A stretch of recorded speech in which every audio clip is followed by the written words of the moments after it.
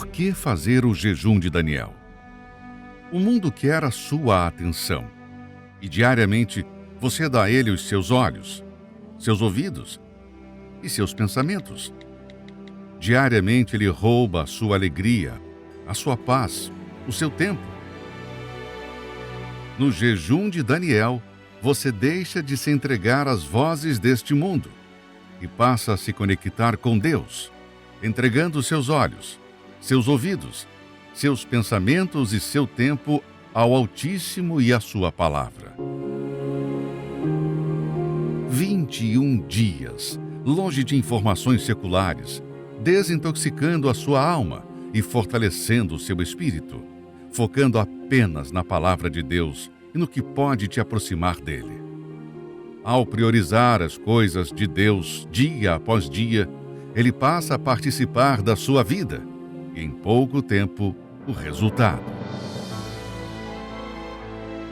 Uma nova maneira de viver, uma nova maneira de pensar, alinhando seus pensamentos aos pensamentos de Deus, por uma mudança interior completa, uma nova vida. Jejum de Daniel. 21 dias para se alimentar da palavra. Procure uma igreja universal e saiba como participar.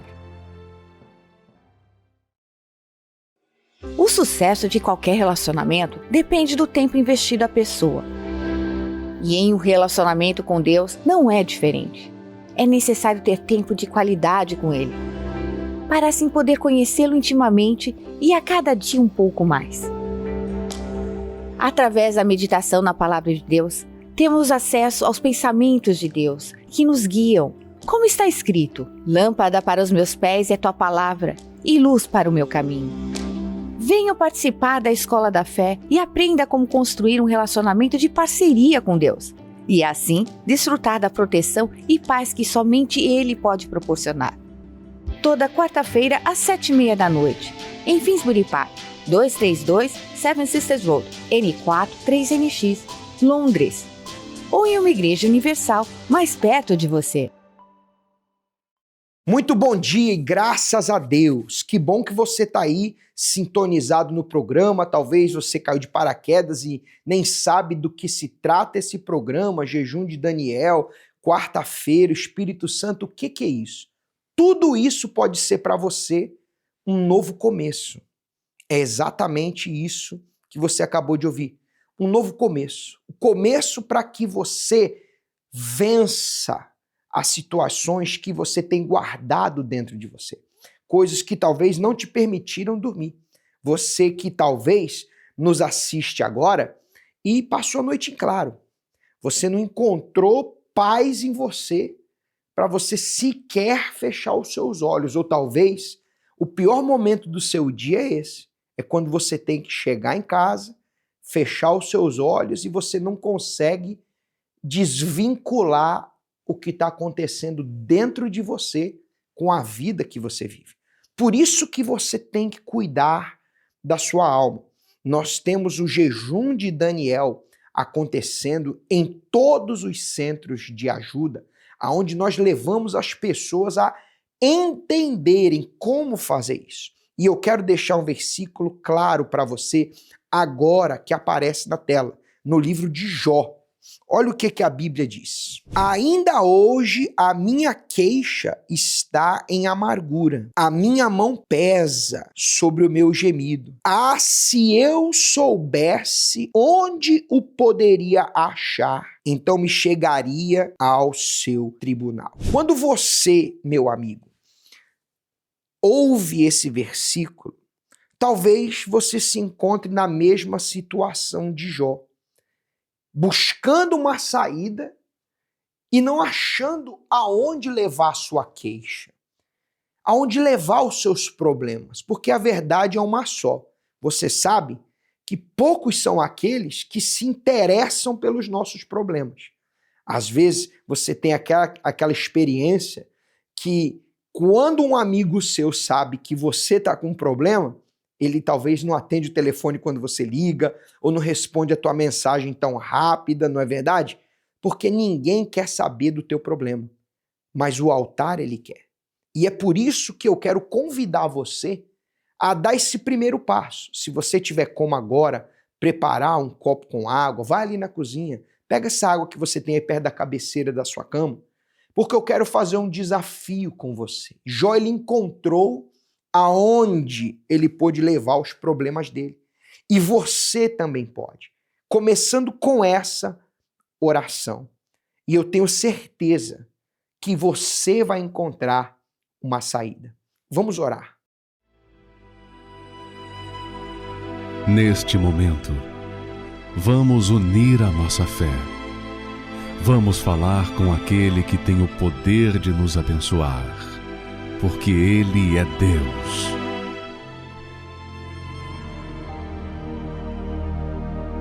Meu Deus, em nome do Senhor Jesus, talvez, meu Pai, essa pessoa que nos assiste agora, os versículos, as palavras desse versículo, expressam exatamente o que ela tem dentro dela.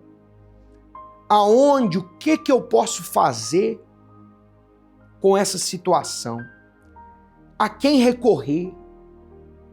A quem buscar?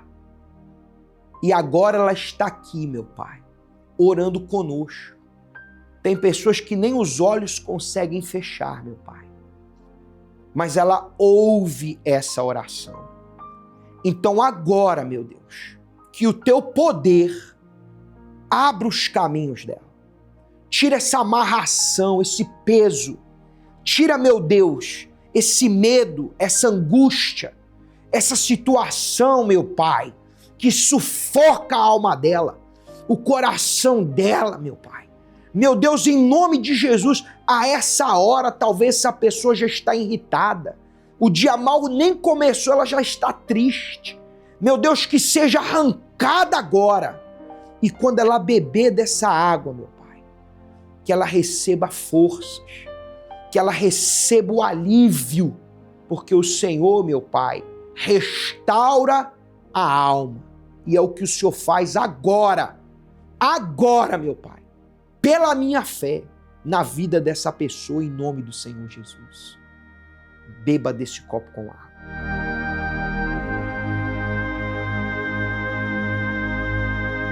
E você que crê, diga graças a Deus. Ora, meu amigo, eu digo a você, você pode estar conosco no nosso centro de ajuda, no endereço que aparece na sua tela, aqui agora no QR Code, ou talvez no link centrodeajuda.com, você vai encontrar o endereço mais próximo da sua casa. Você querendo falar conosco, use a nossa linha amigo. Nós estamos aqui para você não enfrentar isso sozinho. Você pode mandar agora uma mensagem de texto, porque nós vamos te responder. Nós sabemos como te ajudar. Nós não temos o que fazer quando você tem que fazer a sua parte. Mas como fazer, nós sabemos. Porque você pode, inclusive agora, ficar com essa história de vida. E eu tenho certeza que Deus ele vai te abençoar. Querendo falar conosco, aqui em Londres, na 232 Seven Sisters Road, N4 3NX, você pode falar pessoalmente, nós estamos aqui para receber você. Que Deus te abençoe e tenha um bom dia.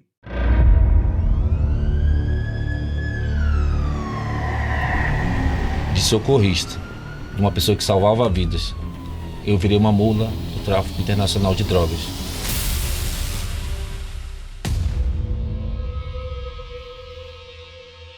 Tudo começou com uma decepção amorosa que eu tive, né? Uma pessoa que eu coloquei num pedestal muito alto e quando essa pessoa me traiu, eu quis morrer. Então eu fiquei uns 2 anos em depressão, 2 anos trancado no quarto, passava a noite bebendo e o dia dormindo. E o uso incontrolável de cocaína. Eu usava muita cocaína.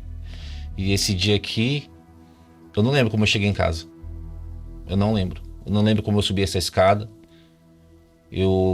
Quando eu acordei, eu vi essa foto do meu celular e as pessoas desse local onde eu morava, elas riam de mim. Elas zombavam muito de mim. Eu era motorista do SAMU, concursado, e até que um dia eu perdi tudo E eu tava bebendo no posto de gasolina, eu conheci um rapaz que tinha passado um tempo preso na Espanha. E ele me fez o convite. Perguntou se eu tinha coragem de levar droga para outros países. E eu tava naquela situação ali, sem nada, já tinha perdido tudo. Falei, eu vou encarar isso aqui também. Então, eu fui instruído a como transportar droga. E depois disso, eu fui para a fronteira, né, com a Colômbia. Atravessei a fronteira e conheci um colombiano. E ele me entregou uma mala com droga. E eu peguei essa mala lá na Colômbia e vim seguindo viagem, né? Passando pelo aeroporto de Tabatinga, Manaus, Belém, até seguir para Portugal. E a primeira viagem deu certo. Fui para a Suíça também, depois fui para a Espanha. E quando eu comecei a viajar, eu vivi uma vida de aparência. Como essa foto aqui. Que as pessoas me viam dessa forma, me viam andando de carro, me viam em baladas, cercado de pessoas, mas eu era uma pessoa muito vazia. E eu decidi pegar outra mala. E essas pessoas, quando eu voltei para Manaus, essas pessoas não deixaram eu ver minha família, me deixaram trancado no hotel, sem contato com ninguém. E até então eu não sabia para onde eu estava indo.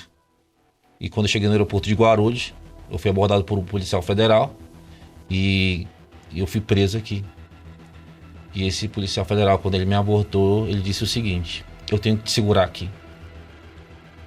Aquelas pessoas que estão ali atrás, eles queriam que você embarcasse. Mas eu decidi te segurar aqui. O senhor estava indo para onde?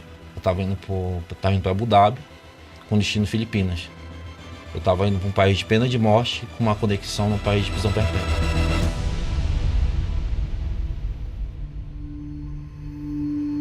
Quando eu atravessei aquela gaiola, o gaiolão que falam,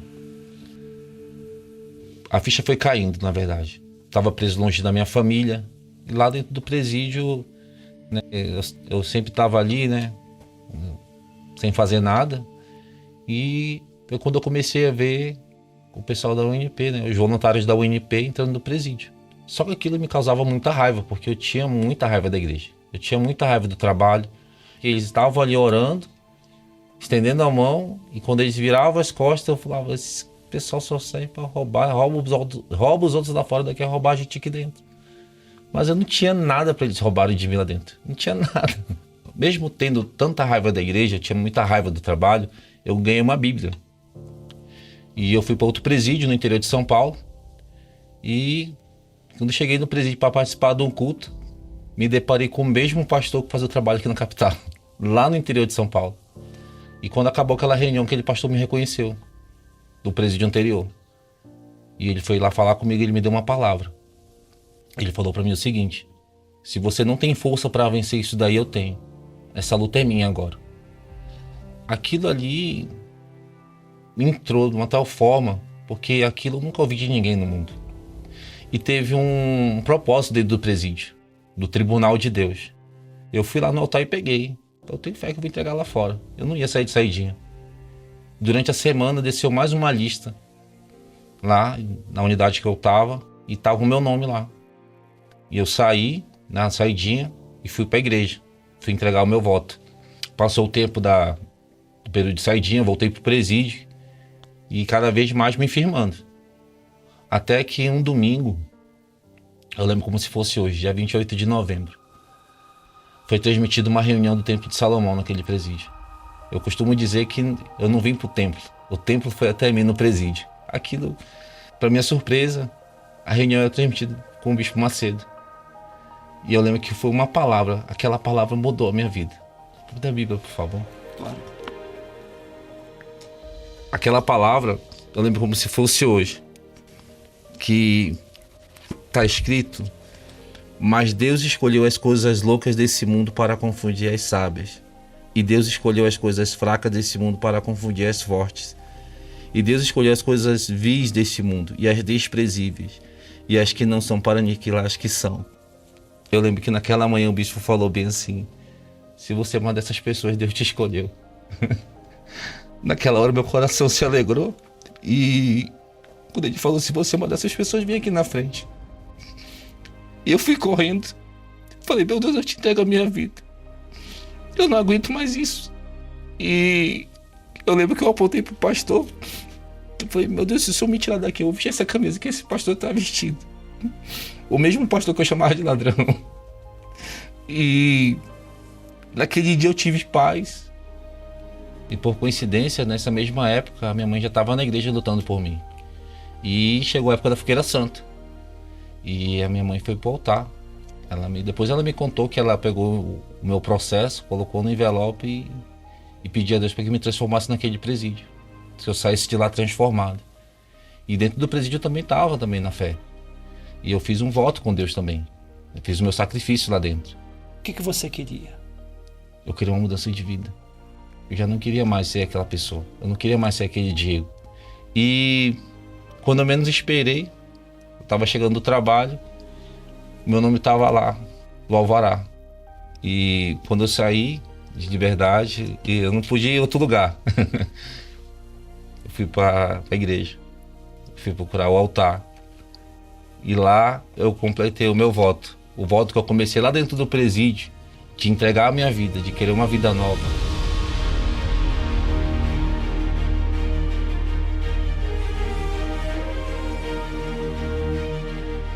Eu lembro que na frente do altar eu falei para Deus, eu já te entreguei tudo, o que mais falta? E eu comecei a buscar. Naquele dia eu recebi o abraço do Espírito Santo. Naquele dia o Espírito Santo me abraçou. E como foi uma alegria tão grande, foi uma paz, era uma mistura de riso com choro, a vontade de falar de Jesus para todo mundo. E naquele dia eu tive a certeza disso. E para provar se eu tinha recebido realmente o batismo com o Espírito Santo, veio o batismo de fogo. Foi na noite, eu estava trabalhando e eu recebi uma abordagem policial. Até então, tudo indicava que eu ia ser liberado. Até que descobriram que tinha mandado de prisão para mim. E eu fui pro presídio. E quando eu cheguei nesse presídio, eu questionei bastante, porque eu questionei Deus, porque eu não entendi por que eu estava lá. E veio a pandemia. E a igreja foi proibida de entrar. Foi proibida as visitas. Até então eu ainda não tinha entendido o propósito. E nesse dia eu entendi. E foi a época que eu tive que arregaçar as mangas e ganhar alma dentro daquele presídio. Toda a oportunidade que tinha, porque toda a tarde a gente assistia a reunião diretamente do Templo de Salomão na TV. Então eu conseguia reunir os presos numa cela para assistir a reunião do templo. E ali eu pude ver o cuidado de Deus comigo ali dentro. Ali eu pude ter certeza do meu batismo com o Espírito Santo. Durante esse ano a gente tinha um apoio do grupo UNP com jornal, com a Bíblia, com livro, com os kits de higiene. A gente não ficou desamparado naquele ano lá. E chegou o meu alvará. Eu não deixei o espírito da cadeia entrar dentro de mim. Eu levei o espírito que estava dentro de mim para a cadeia.